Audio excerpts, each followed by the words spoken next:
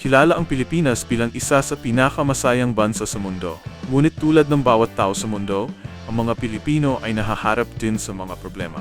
Tulad ng trahedya, bagyo, storm surge, lindol, kalamidad at maging krisis. Pero sa kabila ng lahat, nakukuha pa rin ng Pilipino tumawa. Narito na ang mga nakakaaliw na eksena, Bagyo Ka Lang Pinoy Kami. Pero bago ang lahat, kung ikaw ay bago sa aking channel, huwag kalimutan na mag-subscribe at i-click ang notification bell for more trending news.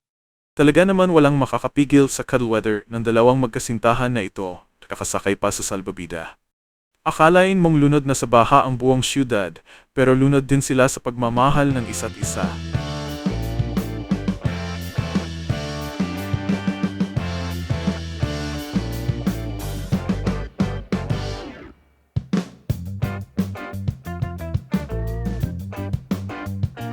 Baha ka lang sa bungero kami. Tuloy ang talpakan kahit lubog na sa baha ang sabungan.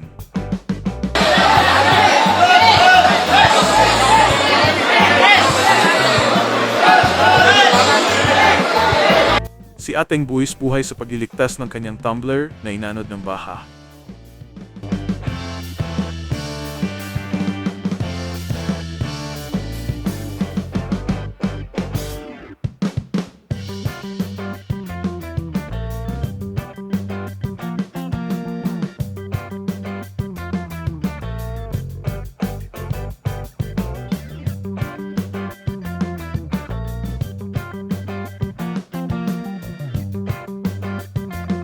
Si Mamang Barbero naman ay tuloy sa paggugupit kahit lubog na sa baha ang kanyang customer.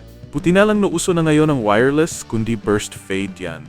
Sige lang kuya, tapusin mo yan, bawal umuwi ng shaggy, shagilid lang gupit. Okay na, taper fade lang.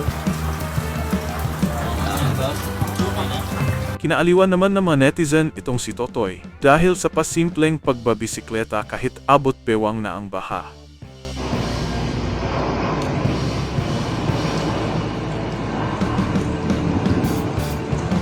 Bahala sa tayo kayo. Oo. Parang makakayamanan.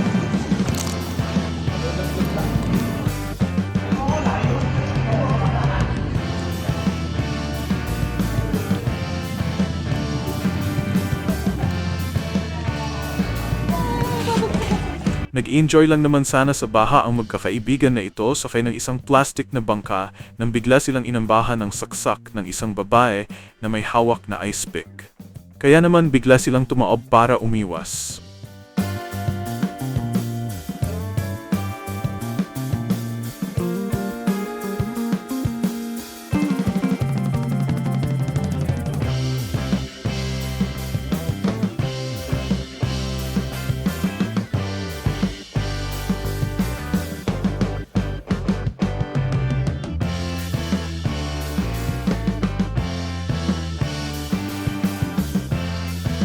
Ang dalawang kabataan naman na ito ay hindi mapipigilan sa paggala kahit lubog na sa baha ang kanilang lugar. Baha doon. Baha, malalim na yung baha, yung mga bahay nyo, pinasok na? Pinasok na. Ano, mag-evacuate ba kayo? Magagala pa kayo. So eto po mga kaibigan, kasi ang daming mga nagtatanong. Nagbatubtub naman ng angat na votas ang isang residente na ito sa kabila ng lagpas bewang na baha.